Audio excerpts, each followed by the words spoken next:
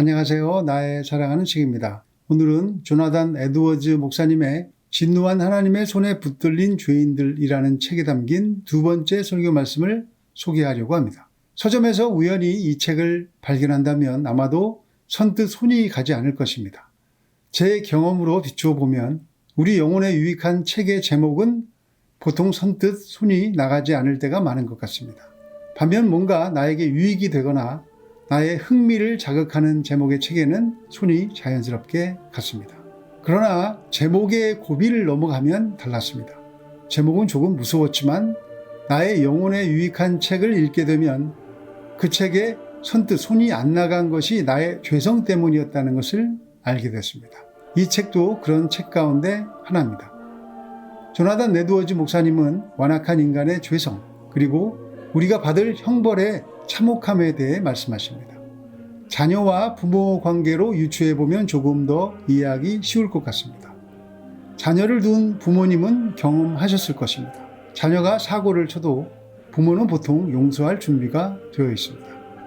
자녀가 돌이키고 돌아오면 자녀를 받아주고 용서해줄 만반의 준비가 되어 있습니다. 그런데 사고를 치고 나서도 자녀가 계속 삐딱하게 말하고 어긋나게 행동한다면 어떨까요?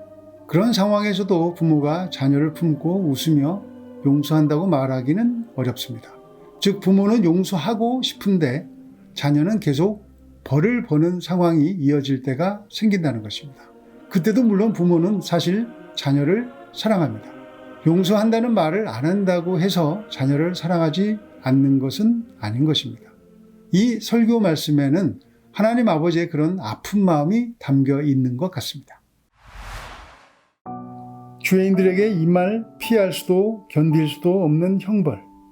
그들은 벌을 내리겠다는 그분의 말씀을 무시했듯이 긍휼을 베풀겠다는 말씀 또한 무시합니다. 하나님은 계속 돌아오라고 부르시지만 그들은 계속 거절합니다. 그들의 마음에는 오만과 미움과 완고한 고집과 하나님을 모독하는 생각들이 가득 차 있습니다. 그것은 여러 가지 방식으로 역사하는데 심지어 하나님의 말씀이 선포되는 것을 듣고 있을 때나 하나님의 영이 그들과 씨름할 때조차 이런 것들이 역사합니다. 그들은 하나님께서 성경을 통해 그들에게 말씀하시는 것들을 믿지 않으려 합니다. 목회자들이 갖은 방법을 다 써서 그들을 설득하려 해도 모두 허사입니다. 지금까지 지옥이라는 감옥에서 도망쳐 나온 사람은 한 사람도 없습니다. 지옥이라는 감옥 열쇠는 그리스도께서 갖고 계시기 때문입니다. 그곳은 그가 닫으면 열 사람이 없는 곳입니다. 죄인들은 지옥의 고통에 대해 들을 때 글쎄 만일 반드시 지옥에 가게 된다 해도 나는 그것을 견딜 수 있을 뿐 아니라 반드시 견뎌내고야 말 거야 라고 생각하기도 합니다. 그러나 그들이 아무리 단단히 각오해도 아무리 안간힘을 쓰며 버텨보려 해도 그 저주를 느끼는 순간 즉시 간담이 서늘해지면서 가슴이 물처럼 녹아내릴 것입니다. 마음이 용광로 앞에 기름처럼 스르르 녹아내릴 것입니다. 지금까지 설교한 이 무섭고 끔찍한 일들은 모두 다 여러분에게 해당되는 것입니다. 회심하지 않은 채 여전히 이방인이요 나그네로 남아있는 여러분에게 해당되는 것입니다.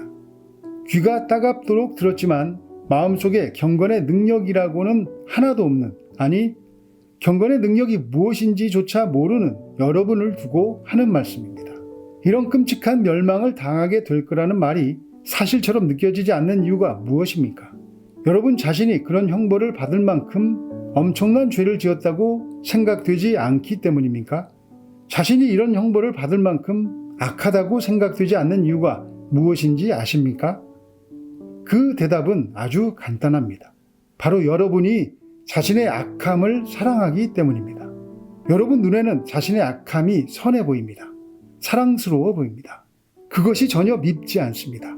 여러분의 악함이 그런 비참한 상태를 맞을 만큼 혐오스럽고 괘씸해 보이지 않습니다. 그러나 하나님의 눈에는 여러분의 죄가 말할 수 없이 가증스럽고 혐오스러운 것으로 보입니다. 여러분은 자신이 그동안 하나님의 위엄과 광대하심을 수없이 경멸하며 우습게 여겼다는 사실을 알고 계십니까? 날이면 날마다 죄를 범함으로써 그분의 저주를 자초하는 것에 대해서나 그분의 계명들을 발로 짓밟는 것에 대해서도 두려워하지 않았습니다. 하나님께서 여러분을 심하게 다루실 거라는 사실, 여러분이 당하게 될 하나님의 저주가 무척 크다는 사실에 대해 조금도 이상하게 생각하지 마십시오. 왜냐하면 그것이 아무리 크다 해도 그동안 여러분이 멸시한 하나님의 사랑보다 더 크지는 않기 때문입니다.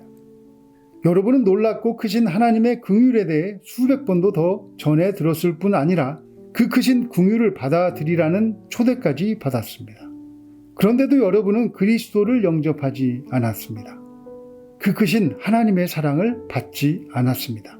오히려 여러분을 위해 죽기까지 하신 하나님의 사랑을 경멸했습니다. 그 사랑이 우리에게 주는 유익들을 발로 짓밟았습니다.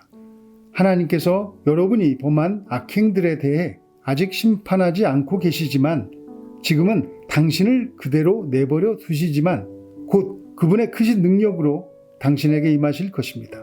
그러면 하나님이 어떤 분이시며 여러분 자신이 어떤 존재인지 알게 될 것입니다.